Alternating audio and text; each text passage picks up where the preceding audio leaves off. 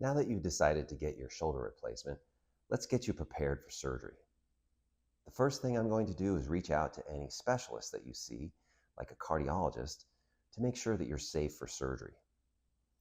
They may need to see you in the office, or they may want to order special tests to really assess your risk for surgery. After they give us their recommendations, we'll be able to follow them and schedule your surgery date. Once you have a surgery date, then you will get a questionnaire on your MyChart app. Make sure you go to your MyChart and look for any questionnaires that you have to fill out. This information is very crucial for your anesthesia team to make sure that they can give you anesthesia in a safe way. It will also help them determine what kind of labs you may need or if you need another EKG. In order to get that, you go to our preoperative clinic and you go there a week before your pre-op visit in our office. This way, we'll have time to get the results from all the tests and we'll be able to review them with you at your pre-op visit. Another thing I will order before your surgery is a CT scan. This will help me assess the anatomy and the shape of your joint so that we can make sure we have the correct implants for your surgery. I will be able to load those images into a computer, and then I will be able to perform a virtual surgery with the implants on the computer. If your anatomy is complex, then we may need to get some special implants to address that complexity. I will send you a message over MyChart to let you know what the CT scan shows. Next, you'll come to the pre-op clinic visit and you'll see one of my assistants. First, they will review all the medications that you're taking. We want to make sure that if you need to stop certain medicines that we have that planned. So if you're on a blood thinner especially, like Plavix, Eliquis, Coumadin, we need to come up with a plan of when to stop those medications. Medicines like Advil or aspirin, however, you can continue to take those before your surgery and the day of your surgery. There are some other medications that you may take for weight loss or for diabetes. And this might be something like Trulicity, Ozempic, or that category of medicine. Those medicines you have to stop a week before your surgery. So we will discuss those things at your pre-op visit. Any recommendations that we're supposed to follow from your specialist, we'll also go over those at your pre-op visit.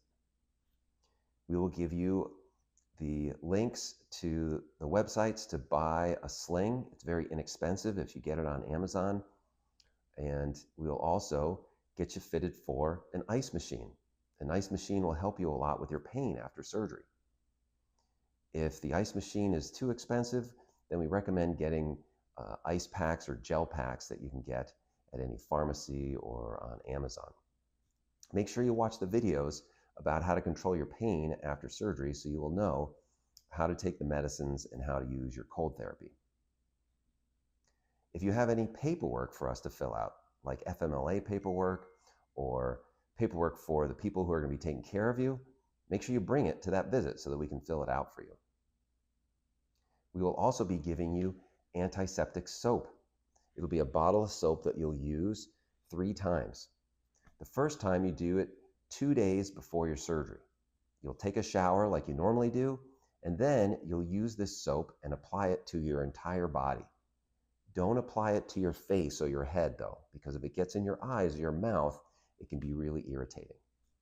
You leave the soap on there for 5 minutes, and that will help kill as many bacteria that live on your skin as possible. You'll do this again the night before your surgery and the morning of your surgery. This will limit the chances of getting an infection after your surgery, so don't forget this step. The next thing you'll have to do is schedule an appointment for therapy if you need therapy after your surgery. And we will let you know if you need therapy at your pre-op visit. Call your therapist right after your pre-op visit because sometimes they're booked out 2 to 4 weeks. You want to make sure you get an appointment within the first 2 weeks after your surgery so you can start doing the exercises. Make sure you pick up your pain meds right after your pre-op visit. So if there's any issues with insurance or the pharmacy, we can help you take care of those. Don't wait till the day before your surgery to pick up your pain meds. So next, 2 days before your surgery, a nurse will call you to review all of your medical information once again and go over your medicines and tell you which medicines to hold the day of surgery and which medicines you can still take. And they'll also go over the instructions about when to eat and when to drink before your surgery. Usually you stop eating any solid food 8 hours before your surgery.